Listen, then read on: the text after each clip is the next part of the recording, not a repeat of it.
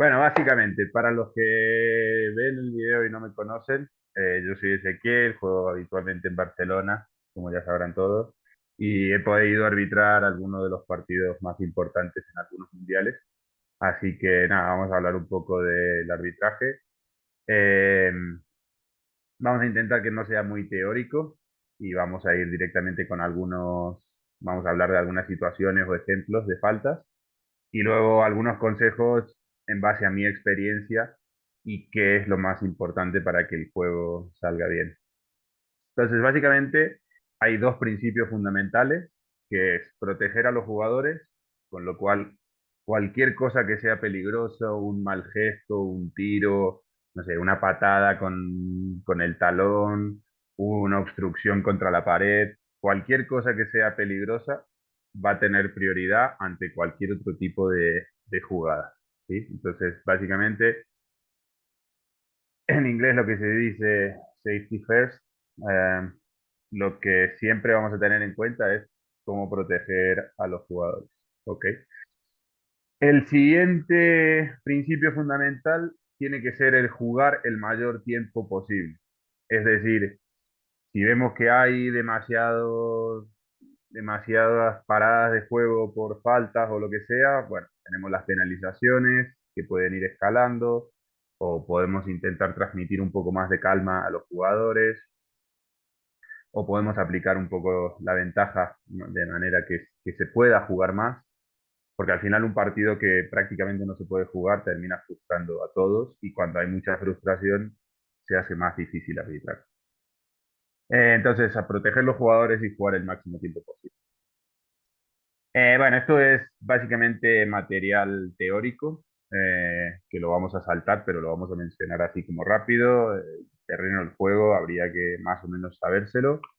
El material, obviamente, todos los que hemos jugado un poco sabemos cuál es el material obligatorio y mínimo, que son aletas, guantes, stick, gafas, tubo, protector bucal y bañador, obviamente. Después hay cosas opcionales como una muñequera, una codera, cualquier tipo de protección que sea, que sea blanda, no puede tener ningún componente rígido, no puede ser una codera con un protector rígido, tiene que ser eh, como acolchado, suave. Que eso es lo único que sería a destacar en cuanto a material.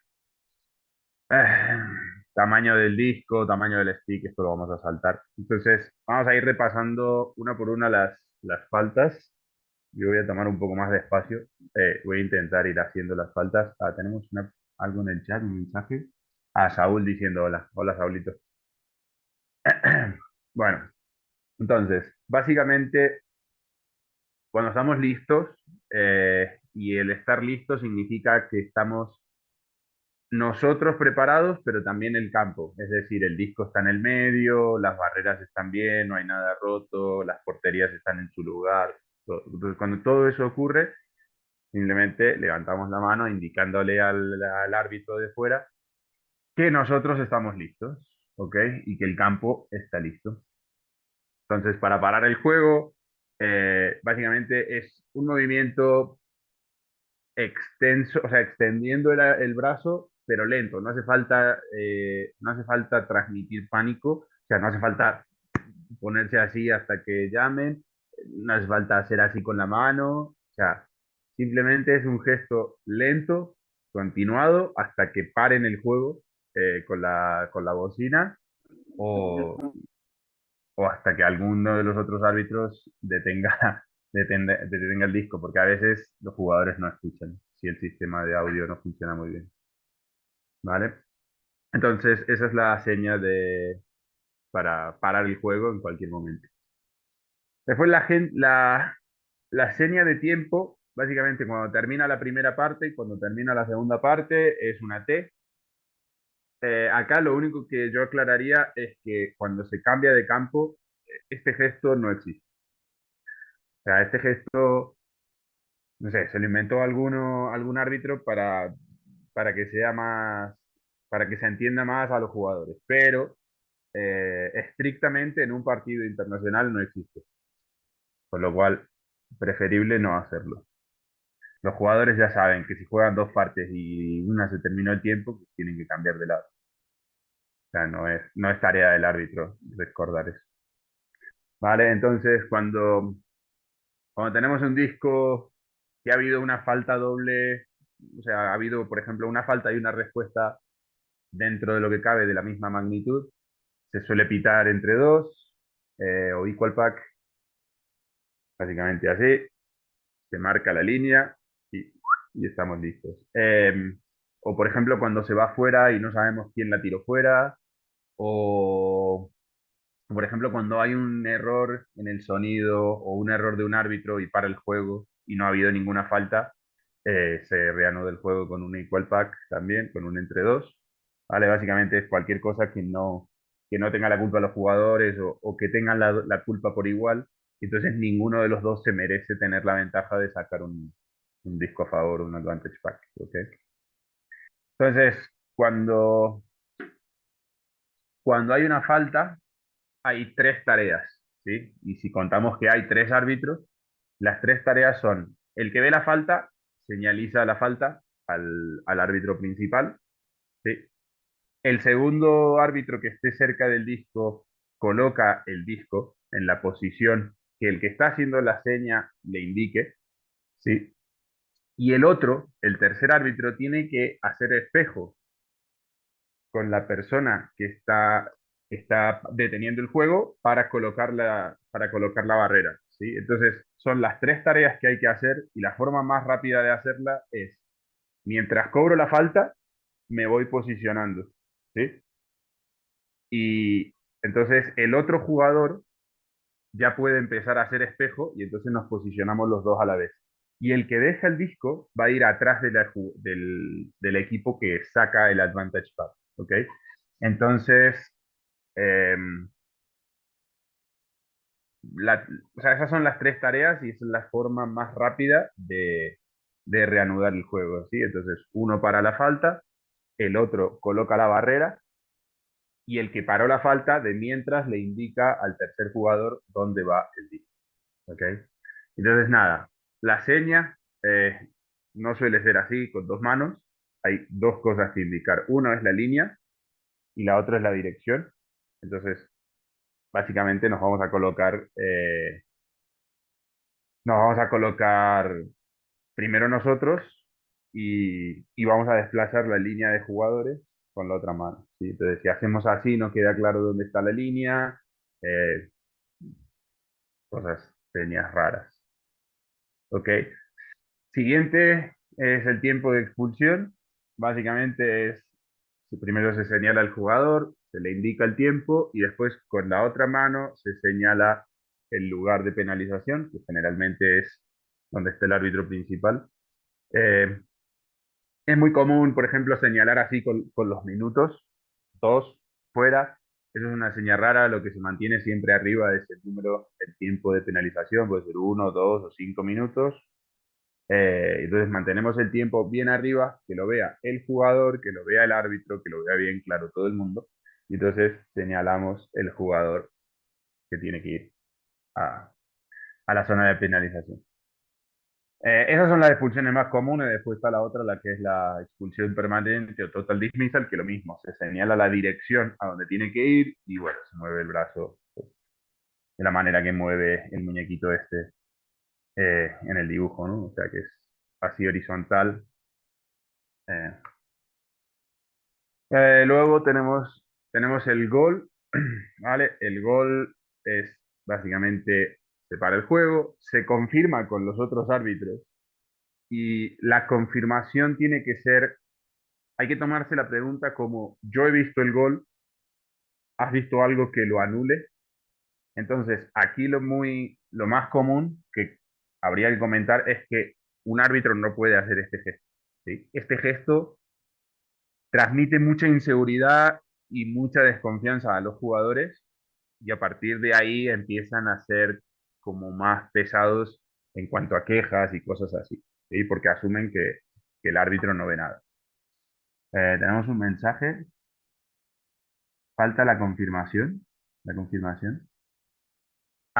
Sí, del gol, sí, es lo que estoy explicando ahora. Entonces, Eh, la confirmación tiene que ser una pregunta de yo he visto el gol, has visto algo que lo anule. No hace falta que dos árbitros vean el gol, con que uno lo vea ya se considera gol. El otro tiene que explicar si vio alguna falta que anule ese gol, ¿sí? Entonces, básicamente, separa el juego, se pregunta a los otros árbitros y se da gol si no hay ninguna falta, ¿ok? Entonces, el no gol básicamente es parar el juego, como en todas las faltas, y no es así, no se hace así a la altura del agua, sino que se hace así, bien hacia arriba, eh, porque si no, no se ve, ¿sí? Entonces, los jugadores cuando le haces así de frente no se ve, el árbitro principal puede que no lo vea. Cuando estamos justo en el borde del agua, hay reflejos de luces del sol en piscinas exteriores, o sea, no es hacia abajo, sino es bien hacia arriba en 90 grados, que se vea claramente que no es gol y después por qué no es gol, si es guante o... El tiro de penalti, el penalty shot, básicamente separa el juego y es un puño que va de arriba hacia abajo. Aquí otra vez, por ejemplo, no hace falta que nos dé pánico y llamar directamente así como con mucha euforia. Después lo veremos en la sección de truquitos. El tema más importante no son las faltas que vemos, sino es cómo comunicamos a los jugadores. Penalty shot, penalty goal, lo mismo, ¿no? O sea, se marca el penalty, pero después seguido va el gol, que básicamente, bueno, como... Bien, la seña de fuera de timeout, hay tres timeouts, pero la seña principal es la misma. La seña principal de un timeout es así, ¿ok? Esta es el timeout, no es ni así, ni nada, es así, ¿sí? De timeout. Entonces, luego de esta seña, va seguido de la dirección del equipo. Entonces, puede ser este equipo o puede ser este equipo, ¿sí? Que es el de árbitros. Entonces, el timeout de árbitros es así, ¿ok? Eso sirve para discutir algunas faltas, para aclarar algunas situaciones. Tiene que ser algo breve y muy rápido, porque si no el juego se ralentiza mucho, aumenta la frustración y bueno, generalmente las piscinas que tienen tiempo limitado, los partidos se alargan demasiado. Entonces, bueno, yo diría que un timeout, aparte de los que hay por equipo, que son uno por cada tiempo en un partido oficial, los referees pueden tomar timeout para aclarar alguna situación, para ver si un jugador, por ejemplo, está bien después de un golpe, o para arreglar el campo, si hay una barrera que está suelta o algo así. Luego, la falta del brazo ilegal, básicamente es así. Arriba, tiene que estar arriba del agua, todas las faltas tienen que ser bien claras, bien arriba del agua para que se vea. Y entonces básicamente es mover el brazo adelante y hacia atrás, el brazo libre. La obstrucción, o como dice acá, barging, blocking o shuttering, básicamente es también arriba del agua. Lo recomendable es nadar un poquito para que el nivel del agua baje un poco hasta acá como está el pecho. Y entonces nos quedan los hombros por arriba y se ve claramente la obstrucción. ¿Ok? No es así, no es Ok, la obstrucción es adelante y con los brazos adelante y hacia atrás. Ok. Después en preguntas podemos intentar descubrir cómo determinar una obstrucción o no durante el juego. Es la falta más difícil de ver, pero es una de las que tiene más impacto en el juego. Esta es bastante común. Básicamente, simplemente se señaliza con el guante que un jugador está avanzando de manera ilegal. Puede ser con el guante, puede ser con el brazo, puede ser cuando el stick está mal sujeto y sobra pues, más de una pulgada, 25 milímetros por la derecha.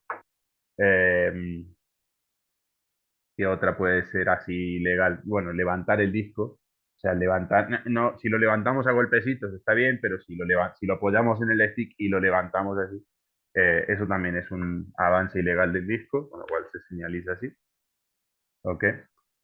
O por ejemplo, la otra que es muy común es que los jugadores a veces separan un poco los dedos del stick para tener mayor control del disco.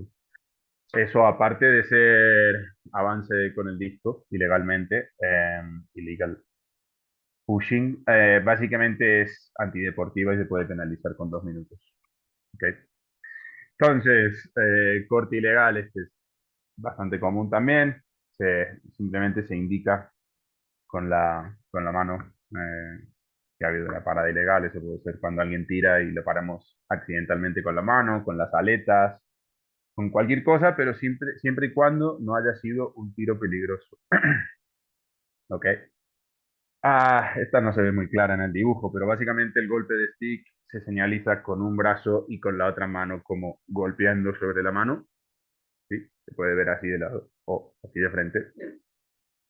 Básicamente, pues, cuando el jugador intenta agarrar el disco, y generalmente en los primeros momentos no le pega el disco, le pega el guante, le pega el stick, le pega la muñeca. Bueno, en esos momentos es cuando esta falta es bastante frecuente. El timeout de referee, ya lo hemos dicho, el timeout es así y luego nos señalamos a nosotros, pero básicamente la señal de timeout es así. ¿Ok? Un cambio ilegal, una mala rotación, cuando alguien entra antes antes de que el otro jugador haya salido completamente. Básicamente es como una rotación de manos. Y esto generalmente es para los árbitros que están fuera de principal, porque de dentro también se puede ver, también se puede pitar, pero suele ser más difícil, a menos que sea muy claro en una salida de gol o algo así. Conducta antideportiva, eh, básicamente después de parar el juego, suele venir el gesto de antideportivo, que es como con un puño con la mano, y señalamos quién lo ha hecho con el tiempo de penalización, 1, 2, 5 minutos o lo que sea. Entonces el gesto es así. No solo los discos al cuerpo son antideportivas, puede ser un insulto, puede ser alguien que está sacando ventaja de manera repetida o de manera muy intencionada, puede ser alguien que está agarrando a otra persona, puede ser, o sea, cualquier cosa que sea antideportiva, no solamente como el gesto se hace en la cabeza, no es solamente los tiros a la cabeza, ¿ok? No solamente los golpes en la cabeza, hay muchas otras faltas que también son conducta antideportiva y se hacen con este gesto. La salida ilegal, cuando una persona avanza, por ejemplo, en una falta, cuando se avanza la línea de 3 metros antes de que toquen el disco, se marca también así. O cuando hay una salida cuando se reinicia el juego después de un gol o al inicio del partido, si alguien suelta la pared antes de que suene la bocina, también se considera salida ilegal, breaking, invasión, lo que sea. Esta falta se puede considerar, se podría considerar que no necesita un aviso y puede conllevar a 1 minuto de penalización directa. O sea, porque al estar el juego parado, al estar no en una situación bajo presión, digamos que es muy fácil que se considere que ha sido de manera voluntaria. Entonces, como es algo de manera voluntaria, que el jugador decide hacer breaking o salir antes de la bocina, pues se puede penalizar con 1 minuto de expulsión. ¿Ok? Esta suele ser bastante común cuando hay campos que tienen la barrera bien definida y bien rígida.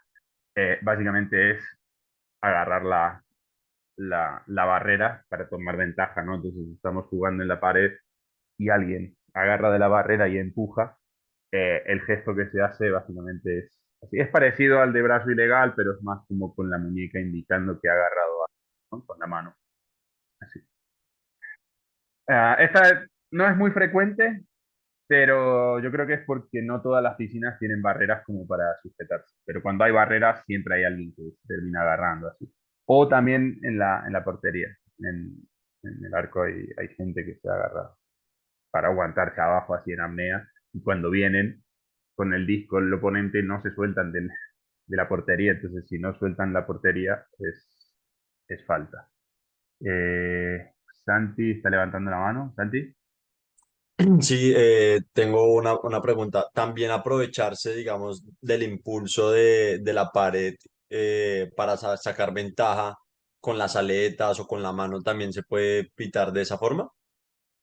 Eh, Yo por lo general no la pito. O sea, yo creo que eso es como parte del juego. Si tienes el muro y te empujas de la pared o... Sí, la que se podría pitar relativa a esa es que, por ejemplo, yo tengo el brazo apoyado en la pared como haciendo fuerza y alguien intenta entrar. Entonces yo, si mantengo la fuerza con la pared o apoyado así en la pared para que no entren, eso sería más obstrucción que otra cosa. Pero si te empujas de la pared, no se pita, no se pita que hayas agarrado la pared o algo así. Eh, Pero Básicamente, el apoyo tampoco se pita. Si yo tengo la mano apoyada, solo apoyada. no, si estás apoyado así, por ejemplo, en las barreras estas que son de 30 40 centímetros, que son las más fáciles de ver este tipo de falta, si te agarras del borde, ahí sí se va a pitar. Pero si yo tengo la mano plana y, y me desplazo hacia el otro lado y me empujo, mientras que no empuje a nadie, a ninguna persona, eh, no se va a pitar esta falta. O sea, está bien, es legal. ¿Sí? Gracias. Bien. Bueno, la ley de ventaja es algo complicado y este gesto está bastante, no mal, pero está desactualizado. Eh, Básicamente antes se hacía el gesto de la ventaja, que básicamente es mover el dedo o la muñeca en forma circular.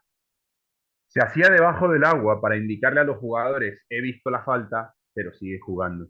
Esto se quitó, esto ya no se hace así, ahora el jugador solo tiene que parar cuando alguien pita. Entonces, si el jugador se pone a mirar así, bueno, problema de jugador. El jugador tiene que jugar hasta que suene la bocina o el palito o lo que sea. Pero básicamente la ventaja se le indica al árbitro principal de fuera que que ha habido una falta. Lo que pasa es que se está aplicando ventaja porque el equipo que recibió la falta todavía no perdió el disco. Esta es la falta más, o sea, esta quizás es la parte más difícil del arbitraje. ¿Cuánto tiempo? La famosa pregunta de cuánto tiempo se aplica la ventaja. No hay un tiempo estipulado, ¿ok? Puede ser que sea inmediato, puede ser que pasen 10 segundos, 20 segundos. Hay algunos árbitros que lo extienden hasta 30, 40 segundos. Eh, Básicamente hay que pensar, yo lo que hago, y esto es mi experiencia, yo lo que hago es interpretar si el jugador que recibió la falta sigue jugando o no, ¿sí? O sea, si ha hecho ya dos rotaciones con el equipo, bueno, ya la ventaja se perdió, o sea, son relativamente unos 15, 20 segundos máximo, pero a veces hay que alargarlo un poquito porque no está claro si el equipo que hizo la falta tiene o no tiene el disco, ¿sí? A ver, hay una pregunta. Creo que esto es muy objetivo según el árbitro que esté en el agua. Subjetivo. Cuando depende del árbitro es subjetivo, ¿no, Saúl? Ok, sí, correcto. Entonces, ¿qué pasa? No puedo. Ahí está. Entonces, la ley de ventaja, bueno, paciencia, es difícil de aplicarla a la perfección porque es algo muy relativo y todo el mundo tiene un punto de vista diferente. Pero básicamente, si el equipo que recibió la falta todavía no ha terminado la jugada o no está claro si pierde la ventaja o no, no se aplica un poco de ley ventaja y ya, y se sigue.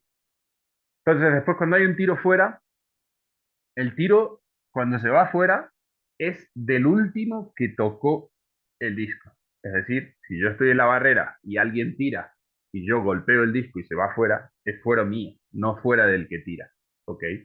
Eh, Eso es muy importante porque esa situación pasa mucho en campos donde la barrera no es muy alta, jugadores que intentan pasar y aunque el disco ya se veía que se iba fuera porque la trayectoria era que se iba fuera, hay otro jugador que le pega un toquecito, pues si le pega un toquecito y se va fuera, lo siento, pero es en contra del último que tocó el disco, no del que tiró, ¿ok? Eso es bastante clave de ver.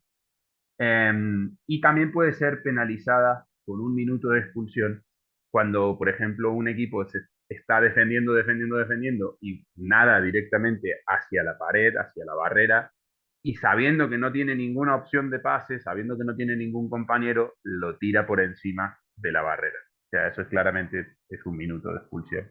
Y si se repite, porque van a estar defendiendo todo el rato, si se repite pueden ser 2 minutos de expulsión. Ok, la siguiente es la de pérdida de tiempo. Esta es muy común eh, en la esquina. Ok, la falta de la esquina básicamente es que no una persona, o sea, un equipo puede llevar el disco a la esquina, cualquiera de las cuatro esquinas. El primero está permitido que lo mantenga ahí, dejando siempre un espacio para poder acceder al disco o al área, o sea, no se puede poner así sobre el disco, pero sí puede bloquear con el stick. El primero, pero el segundo jugador tiene que tener una clara intención de sacar el disco más de 1 metro. Si no tiene una clara intención durante los primeros segundos de su apnea, se puede penalizar con esta falta que es la pérdida de tiempo. La regla estrictamente dice que el segundo lo tiene que sacar, pero no dice cuándo, no dice si al principio de la apnea o al final de la apnea, pero tiene que tener una clara intención. Entonces, otra vez está la subjetividad del árbitro en identificar la intención del jugador. Si realmente llega a la esquina, mira y la intenta sacar, no hace falta que sea llamada inmediatamente al principio de la apnea. O sea, si realmente tiene la intención de que está buscando el espacio y la intenta sacar, se puede dar como unos 3 4 segundos de máximo. ¿Sí? Hay una pregunta en el chat. Ah, sí, cada vez que sale, hola Moy, no había visto que estabas conectado. Cada vez que sale del metro, o sea, de ese radio de 1 metro de la esquina, cualquier equipo lo puede volver a meter dentro y se reinicia. Al final, el que defiende el disco en la esquina, el que tiene el disco en la esquina y la saca 1 metro, está asumiendo un riesgo de exponer ese disco a que el rival lo agarre. ¿Sí? Ah, y un detalle que es importante aclarar en este tipo de falta es que tiene que perder la posesión del disco para que se reinicie. No solamente es un toque, ¿sí? Hay jugadores que vienen y piensan que si el equipo rival simplemente toca el disco, yo puedo volver a que ya me resetea y me habilita para volver a dejar el disco ahí. No. Tiene que tener el control el equipo rival. Es decir, si yo estoy defendiendo el disco, tengo que perder el control del disco para que se reinicie. Si no, o salir de 1 metro. Si no, se va a considerar como el segundo jugador. ¿Sí? Ese detalle es bastante clave. Eh, los warnings, aviso oficial o lo que sea, básicamente es decirle a un jugador con el pulgar así horizontal, estás avisado por guante, por golpe de stick, por obstrucción, por lo que sea. Esto básicamente indica que toda falta que se repita después de esa conlleva una expulsión. Entonces, esto es un consejo en base a mi experiencia. Si puedes penalizar a alguien sin warning y el warning te obliga a sacar gente fuera, lo mejor es no dar warning. ¿Ok? Lo mejor es penalizar con tiempo cuando haya que penalizar con tiempo y dar warnings en casos realmente estrictos, o sea, demasiado claros cuando ya se ha repetido mucho o si el partido ha avanzado. ¿Por qué digo esto? Porque muchas veces se da un warning individual o un warning de equipo de manera muy temprana en un partido, al minuto 5, y eso significa que durante los otros 25 minutos, cuando esa persona reciba o sea, cometa una falta del mismo tipo, se tiene que aplicar penalización. Entonces, no deja mucho margen a que el jugador mejore el comportamiento, ¿sí? Entonces, básicamente, los warnings se pueden omitir. Total, se puede expulsar a alguien sin tener warning. ¿Vale? Entonces, bueno, estos son algunos trucos y consejos que va bien, que ayudan al control del juego. Básicamente es simplemente darle un ojo al reloj cuando alguien marca un gol para tener en cuenta los 30 segundos, colocar el disco en las faltas, por ejemplo, tomando medidas con el cuerpo. ¿Sí? Si son 3 metros y yo sé que mido, no sé, 1,80 más los brazos, pues a lo mejor 2,50, bueno, mi cuerpo más a lo mejor las aletas son los 3 metros, ¿no? Entonces ya son referencias que sirven para, para señalizar bien la posición.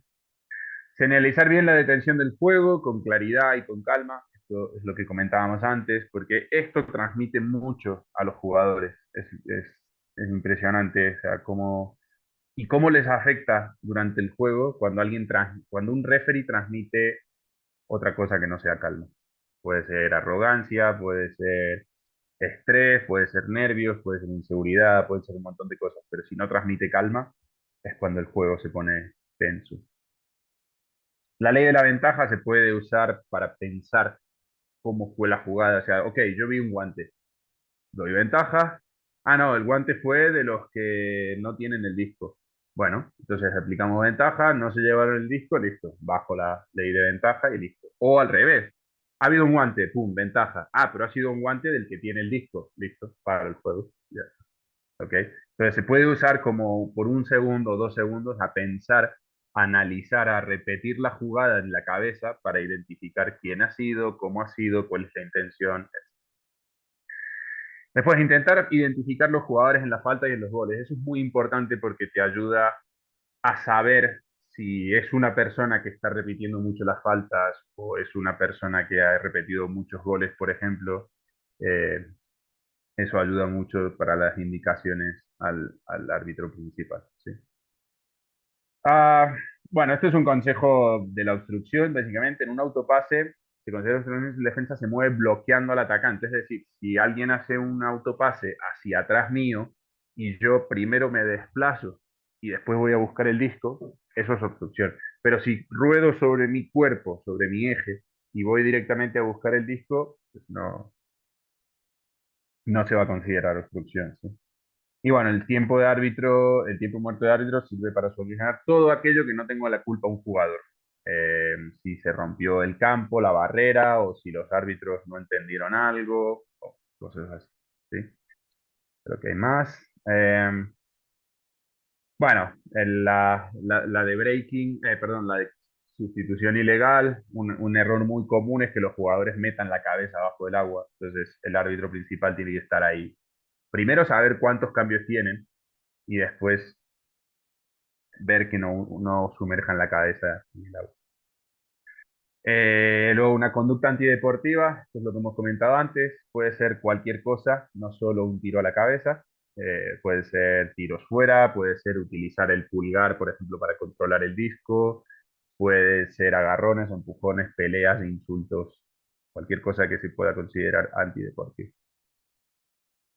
En una salida ilegal también se puede aplicar la ley de ventaja. Esto es muy común. Por ejemplo, cuando hay una falta, el jugador se adelanta. Realmente hay algunos que se adelantan para parar el juego porque les favorece. Entonces, si se adelantan, pero no intervienen en el juego, no tocan el disco, no generan una ventaja, se aplica ley de ventaja y se sigue jugando. Eh, Esto también lo hemos comentado, cuando el disco se va fuera, el último en tocarlo será el culpable. El atacante también se considera, en ataque también se considera pérdida de tiempo. Es decir, si yo estoy atacando la portería y voy ganando y queda poco tiempo y en la esquina del atacante, o sea, del otro equipo rival, yo aguanto el disco en la pared, también se considera pérdida de tiempo. ¿Ok? Cuidado con los avisos, porque implica sí o sí una expulsión. ¿Sí? Esto es lo que decíamos antes. Los warnings a veces es mejor evitarlos y sacar gente fuera sin penalización. ¿Qué más? Luego, solo se para el tiempo por equipos, tiempo muerto de árbitros y en un penalti. Disculpadme un minuto, un segundo, ¿eh? Tengo que salir un segundo. Ahora ya estoy, ¿eh? Disculpa. Ah, rebelión en la col. No, no, no, no, que ya estoy. Luego tendremos que editar el vídeo grabado para el pequeño corte. Nada, ya está. Había una pequeña emergencia. Bueno, solo se para el tiempo. En los tiempos muertos, muertos de árbitros, en la falta, en los dos últimos minutos, ¿sí? Eso se hace para que los jugadores no saquen ventaja simplemente haciendo falta del reloj. Y en un penalti, y al marcar, pues se reanuda el reloj, ¿ok? El crono. Los jugadores van a aplicar el reglamento a su favor. Por ejemplo, buscando, por ejemplo, tirar y que rebote en el otro jugador o en el stick del otro jugador y que se vaya afuera, sacarla, lo de que preguntaba Moisés, sacarla a 1 metro del radio de la esquina lo suficiente para reiniciar el contador de cuánta gente puede tener el disco en la esquina, tirando el disco a las aletas. Cuando no hay otra opción y tienes la aleta de un rival, se la tiras a la aleta, hacen un poquito así de teatro como que, ay, no puedo pasar, y es totalmente válido, porque si alguien hace un tiro para tomar distancia y otro jugador tiene las aletas y, y para el juego, o sea, para el disco, pues ventaja para el que tira, ¿no? Entonces, este tipo de trucos se suelen ver, se suelen usar y hay que estar atentos porque el jugador realmente está aplicando las reglas correctamente. No sé si hay alguna más. Ya, ok. Bueno, entonces ahora viene un poco lo que te hace más fácil eh, poder arbitrar mejor, ¿no? Que básicamente es la posición. La posición te va a dar anticipación, te va a dar el punto de vista dentro de lo que cabe más cercano al juego, más preciso. Entonces, cuando se hace el inicio del juego, vamos a ver 3 o 4 situaciones que son como las más relevantes. Entonces, en el inicio del juego, perdón, los jugadores están en la pared, los 6 jugadores en cada pared, y hay un árbitro mirando cada equipo y un árbitro, el segundo árbitro, mirando el disco. ¿Sí? También puede mirar algún equipo, obviamente, pero como ya hay un árbitro de cada lado verificando que salgan bien, el árbitro número 2, por ejemplo, puede mirar la zona de cambios. ¿Sí? No sé si se ve, pero acá va a haber una zona de cambios y acá va a haber otra zona de cambios. El árbitro principal va a estar cerca del segundo. Eh, entonces, básicamente, el árbitro número 2 controla la zona de cambios, el disco y tal. ¿Ok? ¿Cómo paro esto? Ajá, ok. Vale, lo mismo cuando se mueve el disco a la pared. Hay 2 jugadores que van a estar en la pared, porque es de donde mayormente se ven casi todas las faltas. Y luego el segundo va a estar a la altura del disco, saliendo un poco de la pared para ver qué ocurre en el medio del juego. ¿Sí? Eh, ok, otras situaciones en la esquina. No pasa nada si un árbitro queda en la esquina. Al final los jugadores no suelen salir verticalmente, siempre salen con un poquito de inclinación para volver a su posición y a la rotación. Y ese es el espacio que necesitamos simplemente para colocarnos. Entonces, simplemente lo que podemos hacer es quedarnos en la esquina mirando justo hacia abajo y cuando alguien sube, pues lo desplazamos un poquito, como tomamos ese espacio, pero no hace falta salir del agua, no hace falta hacer cosas raras, simplemente quedarse en la esquina sin aletear, ocupando justo la esquina y sacando los jugadores como que si salen hacia arriba, pero generalmente salen con cierta inclinación para volver a su posición. Entonces los otros dos van a estar en la zona de la pared lateral y en la zona de pared de fondo. ¿Sí? Y bueno, esta es la más fácil cuando el disco está en el medio, que básicamente, no, esto es una falta, pero bueno, cuando el disco está en el medio, los tres árbitros tienen que formar todo el tiempo el triángulo para tener la mayor visibilidad, ¿no? Y en una falta aquí, por ejemplo, digamos que el número 3 ha visto la falta, mientras hace la llamada de la falta, empuja el equipo negro, entonces el árbitro número 2 puede imitar al árbitro número 3 y es el uno, es el árbitro número uno el que coloca el disco y se va atrás del equipo atacante. ¿Sí? Esto sería el posicionamiento en una falta. Esto sería en un penalti, ¿vale? El disco colocado en los 3 metros, una persona detrás, dos personas en la pared. ¿Sí? Y eso es todo. Entonces, eh, ahora básicamente es el turno de preguntas, si quieren hacer preguntas. Y si no, voy a explicar tres, cuatro conceptos claves que es para mantener el control del juego y qué es lo que afecta más en cuanto a cómo perciben los jugadores el arbitraje. ¿Sí? Eh, Porque generalmente no es un tema técnico, no es un tema de qué faltas específicas se está pitando. Generalmente es por el tema de comunicación, el cómo escala un partido para bien o para mal. ¿Ok? Entonces, eh, voy a... Sí, esto ya está. Entonces, no sé, ¿alguien tiene alguna pregunta referente a algún tipo de falta? A las que hemos hablado, de obstrucción, de golpe de stick, del avance ilegal, que puede ser con el puño, puede ser con cualquier otra cosa. Eh, no sé, ¿alguien tiene alguna pregunta con algún tipo de falta?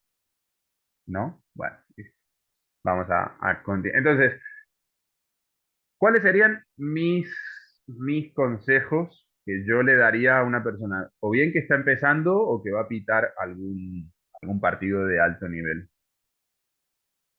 Mira, Saúl tiene una falta de, perdón, tiene una duda sobre faltas de tiros en el cuerpo.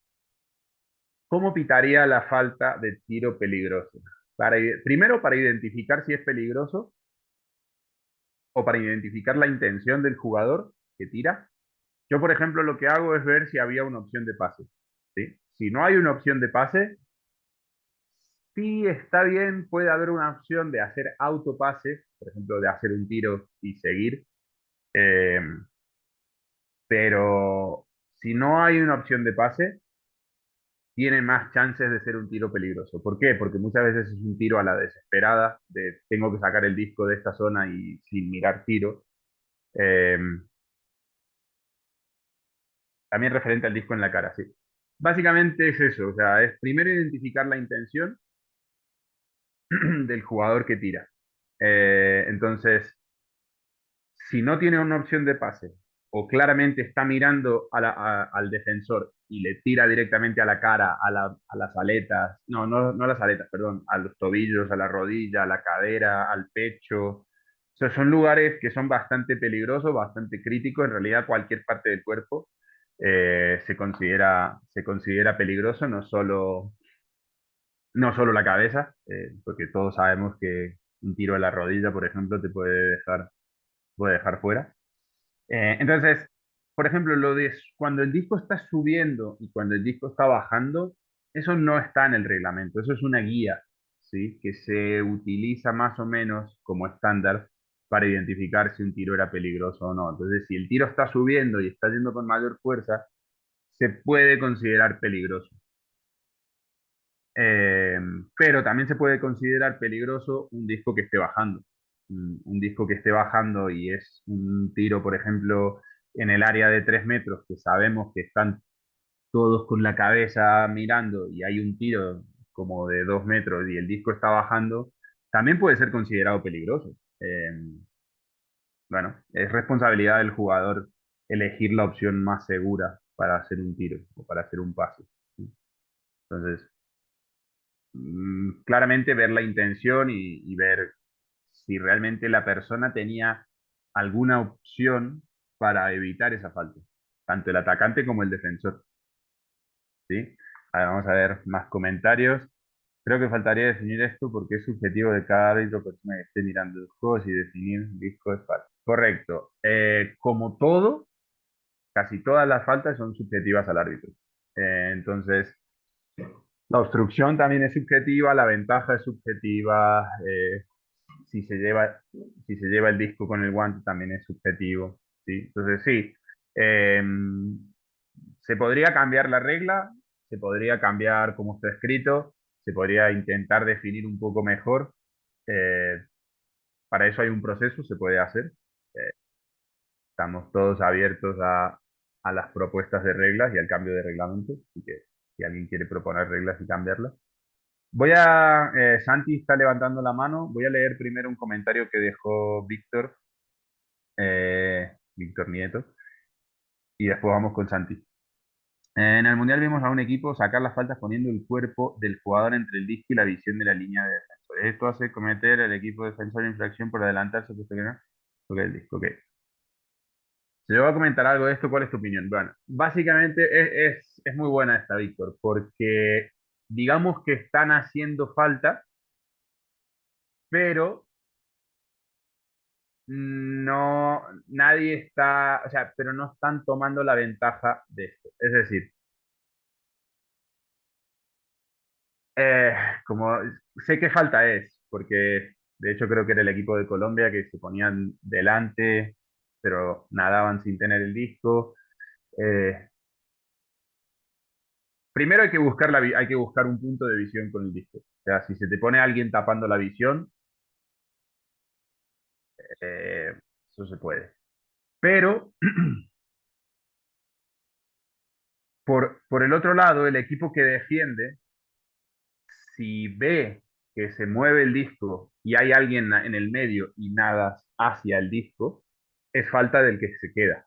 O sea, si yo como defensor nado hacia el disco y hay una persona en medio que no tiene el disco, es falta del que está, o sea, es falta del que está ocupando el espacio porque es una obstrucción, ¿sí? Nadie te puede impedir ir hacia el disco.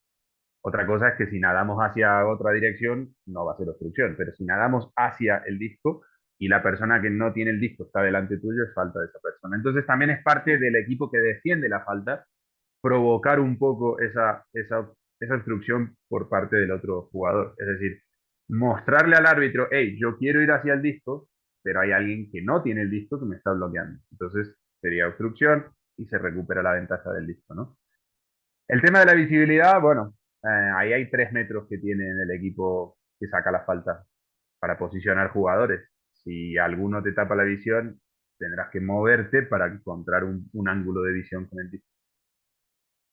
Igualmente, si suena la bocina de que se reanuda el juego y pasan 5 segundos que todavía no ves el disco, supongo que el árbitro pitará pérdida de ventaja por el tiempo, por los 5 segundos, ¿no? Pero en menos de 5 segundos el disco se tiene que mover, ¿sí? No sé si responde eso a tu pregunta, pero sería así la lectura. O sea, y eso fue, por ejemplo, lo que yo estaba pitando en el Mundial.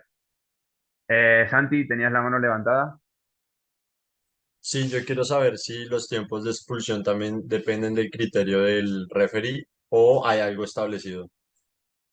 Los tiempos de expulsión dependen del criterio de la falta que haya visto, o sea, el criterio del árbitro al interpretar la falta. Por ejemplo, si es una falta accidental pero repetitiva, puede ser 1 minuto. Si es accidental, leve, un poco intencionada y se repite, pueden ser 2 minutos. Si es definitivamente deliberada, puede ser directamente 2 minutos de inicio o incluso 5. No hay, o sea, hay una guía que dice qué tipo de faltas son de 1 minuto, qué tipo de faltas son de 2 minutos, pero realmente no es una. no es una regla estricta. Es decir, un guante pueden ser 0 minutos, o sea, puede no tener expulsión, pero puede tener 1 minuto, puede tener 2 minutos, o si se ha repetido mucho, ya tienen warning, si no cambian la actitud y lo siguen haciendo a propósito en la pared, pueden ser 5 minutos. O sea, no hay una guía estricta. Lo vas viendo con el avance del partido. ¿Sí? Puede ser que haya faltas de obstrucción que son accidentales y incluso ni se piten, otras que se piten y no se penalice el tiempo, y otras que sean muy graves, que sean 2 minutos, 5 minutos. ¿Sí? No sé si responde eso a tu pregunta. Sí, muchas gracias. Ok. Ah, bueno, si nadie más tiene más comentarios o más preguntas, vamos a pasar a lo de unos pequeños consejitos para que ayudan a la hora de entender y de mantener la calma, mantener que el juego fluya de la mejor manera posible. ¿Ok? Entonces, básicamente hay que tener claras unas ideas básicas, y, y con eso, o sea, el rendimiento de los árbitros es altísimo porque los jugadores lo notan y de hecho lo dicen, ¿eh? Básicamente, primero que todo, es que las estrellas no son los árbitros. Eh, las estrellas son los jugadores, que para eso están entrenando, para eso están sacrificando. Muchos sacrifican dinero, tiempo, trabajo, energía, de todo. Entonces, lo primero que nada, en un partido de alto nivel, un mundial, un europeo, lo que sea, eh, la prioridad son los jugadores. O sea, las estrellas son los jugadores. Con lo cual, los que tienen que brillar son los jugadores, no los árbitros. Entonces, ¿de qué manera un árbitro tiene que pasar desapercibido? Es decir, para mí, el mejor árbitro es aquel árbitro que los jugadores prácticamente no se dan cuenta que hay árbitro. Y eso se entiende y se ve cuando se pita, digamos, lo correcto, lo que realmente está ensuciando el juego, lo que está haciendo que haya mucha ventaja para un equipo, pero sin llegar a calentar el partido. ¿Sí? Entonces, por ejemplo, árbitros que no pitan nada. Eso hace que el partido se caliente, porque siempre hay un equipo que saca un poco más de ventaja. Equipos, perdón, árbitros que pitan mucho, que paran el juego, que paran el juego, que paran el juego. Eso también frustra mucho a los jugadores, ¿sí? Porque siempre hay un equipo que a lo mejor ha sacado ventaja a un gol y se va a beneficiar de todo el tiempo que los árbitros se comen pitando faltas. Entonces el otro equipo se va. Entonces, ese árbitro no va a pasar desapercibido, básicamente. ¿Ok? O, por ejemplo, árbitros que no comunican bien, que tienen una manera de comunicar en la que se nota que quieren tener el control y el poder sobre el juego. Esto es un poco delicado. Hay gente que necesita el yo soy el árbitro y yo soy el que manda, y no tiene que ser así. Simplemente lo que se tiene que comunicar es: estoy en el juego, estoy viendo las faltas que más afectan el juego, con lo cual, tranquilos, que si hacen una falta la vamos a ver. Entonces, para generar esa dinámica y esa confianza de los jugadores en el árbitro, básicamente es comunicación, no tener una comunicación agresiva. Eso ayuda mucho, por ejemplo, cuando se hace la llamada para parar el juego. Si se hace así como con pánico, eso transmite ansiedad, transmite nervios al jugador. O por ejemplo, cuando se penaliza, cuando se le pone un tiempo de penalización, no es lo mismo poner una cara de póker, ¿no? Una cara de lo siento, y te vas 2 minutos fuera a decir: 2 minutos fuera, ya. Esa agresividad se transmite. Ok, ahora respondo a tu pregunta, Saúl. Esa agresividad se transmite a los jugadores, ¿sí? Entonces se genera también esa desconfianza. Uy, este árbitro me tiene manía, siempre me pita faltas a mí, o este árbitro solo le pita al equipo blanco porque tiene un amigo en el equipo negro. Toda esa falta de confianza se transmite en cómo hacemos las llamadas, cómo comunicamos a los jugadores. O por ejemplo, cuando alguien nos viene a hablar, y ahora vamos a comentar el tema que pregunta Saúl. Eh, Hay un gesto que a nadie le gusta, no solo en el arbitraje, sino en la vida, que básicamente es que te manden a callar así, con el dedito en la boca. Eso es súper, súper, súper, súper violento. Es una comunicación muy violenta de cara de los árbitros a los jugadores. Entonces, nunca un árbitro debería mandar a callar a un jugador diciéndole o te vas fuera por 2 minutos. No, eso no debería comunicarse nunca así. Lo que yo hago, por ejemplo, cuando me hablan en un mundial es una de dos, no contesto.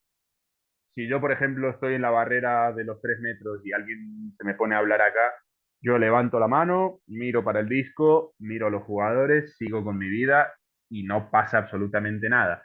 El árbitro el árbitro principal, cuando vea que estás listo, por más que alguien te esté hablando, el juego empieza y si el jugador quiere seguir hablando, que siga hablando. Generalmente no siguen hablando. Y no solo que no siguen hablando, sino que no te hablan de nuevo, porque saben que no los vas a escuchar. Eso es una forma. Si te viene a hablar, por ejemplo, generalmente el capitán, que puede tener un poco de voz durante el equipo, yo lo que hago es interpretar la intención y cómo me están hablando. Me da igual que sea el capitán o me da igual que sea, no sé, el portero o el delantero o el centro, me da absolutamente igual. Yo lo que analizo es cómo se está dirigiendo hacia mí, ¿no? Entonces, si se está dirigiendo de mala manera, lo que hago, en vez de mandarlo a callar, porque es bastante agresivo, le pido calma, ¿sí? Entonces, si pedimos calma, nosotros calmados, eso se transmite. Entonces, es como calma y seguimos jugando. Ya está. Si se dirigen a mí de mala manera repetidas veces, directamente 2 minutos fuera. Pero se lo comunico tranquilo. Es como, si me seguís hablando, 2 minutos fuera. ¿Ok? Eh, no suele pasar más de eso. Entonces, si un árbitro nos empieza a insultar de manera agresiva, es porque ha habido algo antes que ha hecho que lleguemos a esa posición. ¿Sí? Eh, sí. Si ves un altercado entre jugadores, la pregunta que comentaba Saúl, primero la seguridad, ¿sí? O sea, si ha habido un golpe previo a una discusión, la discusión es secundario. Primero paramos el juego, pedimos tiempo para nosotros, para los árbitros, ¿sí? Tiempo para nosotros. Y miramos que el golpeado esté bien, golpeado o golpeada, ¿no? Esté bien, o sea, no tenga sangre, no tenga los ojitos mirando para cualquier lado. Entonces, que esté consciente en el partido. Y después, bueno, pues si hay una discusión, se pueden ir dos jugadores tranquilamente 2 minutos fuera, 5 minutos o 1 minuto si ha habido simplemente un forcejeo en una jugada.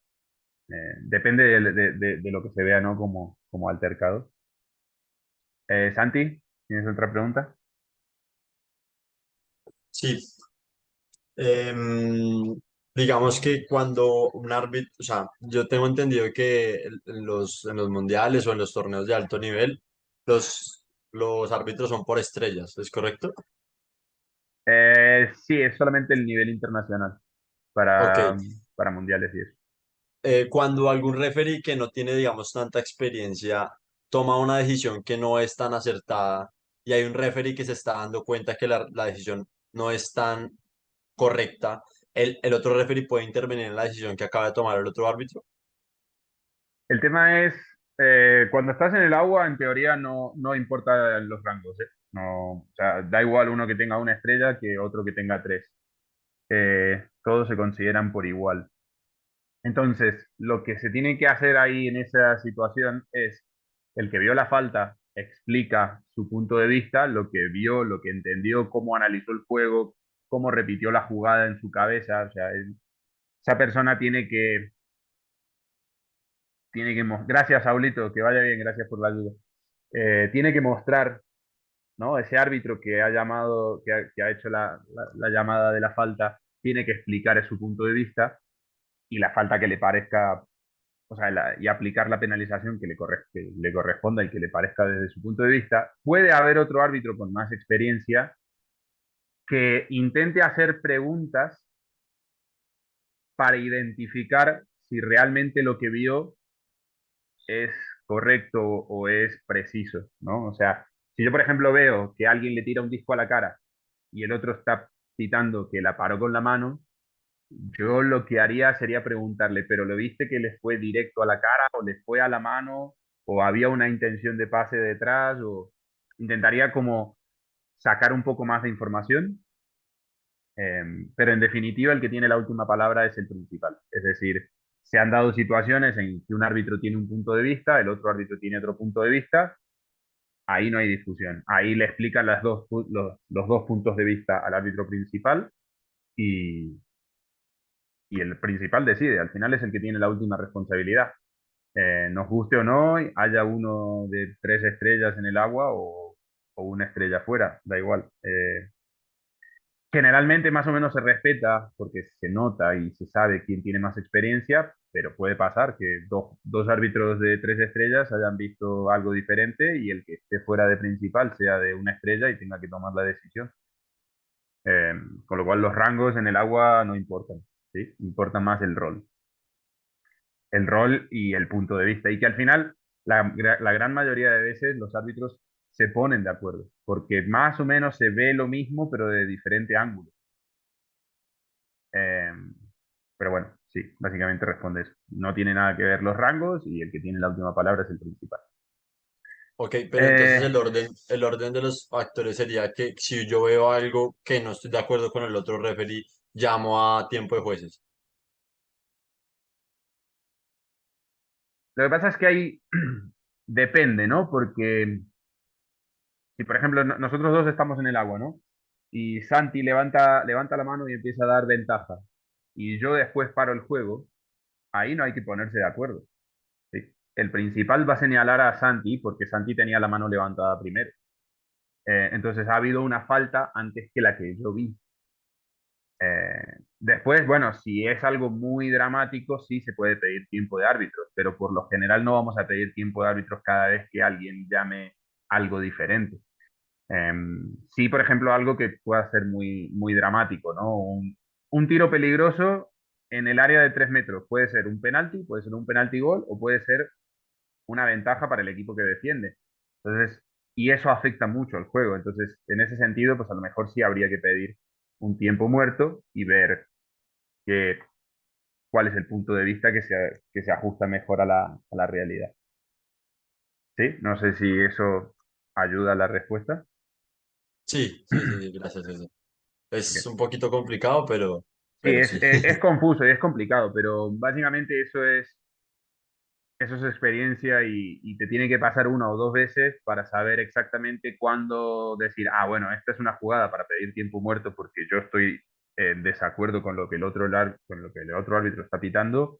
O hay muchas veces que es como, bueno, sí, estoy en desacuerdo, pero es irrelevante porque van 7-0, el equipo está defendiendo y no le van a marcar. No sé, o sea, cosas así hay situaciones que te ayudan a decir, bueno, esto va a cambiar el resultado del juego, con lo cual mejor pidamos un tiempo muerto, y hay otras que no hace falta. ¿Sí? Eh, Gracias a eso. entonces, nada, yo voy a dejar acá dos consejos más, que son, bueno, es insistiendo un poco en lo mismo, ¿no? De transmitir calma a los jugadores. Hay una forma que me la explicó a mí un árbitro que tenía mucha experiencia y me gusta, es que digamos que el contacto, el mínimo contacto está permitido, ¿no? O sea, porque si no, no jugaríamos. Hay un mínimo roce entre jugadores que está permitido, hay un mínimo contacto del guante que está permitido, ¿no? Cuando llevamos el disco y toca el guante, está permitido a menos que se saque mucha ventaja con los dedos o que haya un puñetazo al disco, cosas así. Entonces, el consejo para mantener un juego que fluya bien sería, durante los primeros 5 6 7 minutos, pitar casi todo de manera estricta, ¿sí? Eh, Aprovechando que ya sabemos que hay contactos mínimos. Entonces, aquellos que se lleven un poco más la ventaja, podemos pitar prácticamente todo, ¿sí? Un guante, un golpe de stick, una obstrucción. Entonces los jugadores van a entender que hay árbitros que se van a pitar las faltas y se van a centrar en jugar. ¿Sí? Eso les va a dar el mensaje de ustedes jueguen, que yo arbitro. ¿Sí? Porque si no se pita nada, los jugadores empiezan a asumir que no hay árbitros y empiezan a hacer de todo. Y cuando ya asumen que hay árbitros, es tarde, porque el partido ya se calentó. ¿Sí? Entonces, después de esa primera fase del partido, dejamos que se juegue, ¿no? Bueno, ahora vamos a permitir un poco más, vamos a extender un poco más esa ventaja y vamos a dejar que se juegue, ¿no? Entonces, durante los próximos 10, 12, 15 minutos, dejamos que se juegue. Y después ya de cara al final del partido, los últimos 7, 8, 6 minutos, si el juego está muy nivelado, va a haber mucho contacto físico, mucho contacto un poco más de lo que se suele permitir. Entonces ahí volvemos a ser estrictos de nuevo. ¿Sí? Eso ayuda mucho a mantener el juego, no a controlar el resultado, porque ese es el último objetivo que tiene que tener un árbitro, o sea, nunca tiene que controlar el resultado, ¿sí? Pero sí controlar el juego, sí controlar la dinámica, sí controlar que un equipo no se insulte con el otro, que no insulten al árbitro, que no se quejen todo el tiempo y que solamente se dediquen a jugar, ¿sí? Em, Y nada, el otro consejo es repetir la comunicación que nosotros le transmitimos a los jugadores, ya sea calma, ansiedad, agresividad, prepotencia, arrogancia, alguien con el ego muy alto. Todo eso se transmite a los jugadores. Entonces, si realmente estamos recibiendo por parte de los jugadores agresividad, nervios, insultos y todo este tipo de cosas que no nos gustan, es porque algo no hemos terminado de hacer bien. Algo en la comunicación nuestra no ha ido muy bien. Entonces, lo que podemos hacer para el siguiente partido es pensar un poco y decir, ah, ok, es que el número 12 me empezó a insultar cuando le hice así para que se calle después de una falta. Entonces, claro, es como, ah, yo lo calenté. O al revés, decir, bueno, él me empezó a gritar, yo no lo calmé, pedimos calma o simplemente lo ignoramos y ya está. ¿Sí? Entonces, bueno, básicamente esas serían como las para mí, los tips de oro. Básicamente lo que le transmitimos a un jugador es lo que nos va a devolver durante los próximos 10, 15, 20 o 30 minutos. Así que nada, para los que no tengan mucha experiencia, yo diría que se animen a arbitrar, que empiecen a probar. El árbitro es el que siempre tiene enemigos en los dos lados, así que asuman que le van a caer mal a mucha gente durante el partido. Y nada, ya está. O sea, sabiendo eso, no, no pasa nada. O sea, ya sabemos que no le vamos a caer bien y listo. Eh, Nada, si hay cualquier otro tipo de duda, situación, ya saben, me hablan por WhatsApp, me mandan un audio y lo comentamos. Eh, Nada más. Así que los dejo. Ha sido 1 horita y 20 muy intensa. Supongo que hay muchas cosas, muchos conceptos. Y nada, a practicar ese arbitraje que hacen falta árbitros, ¿eh? Para que el nivel mejore, hacen falta árbitros. Eh, Así que bueno, un abrazo a todos. Nos vemos prontito. Un abrazo.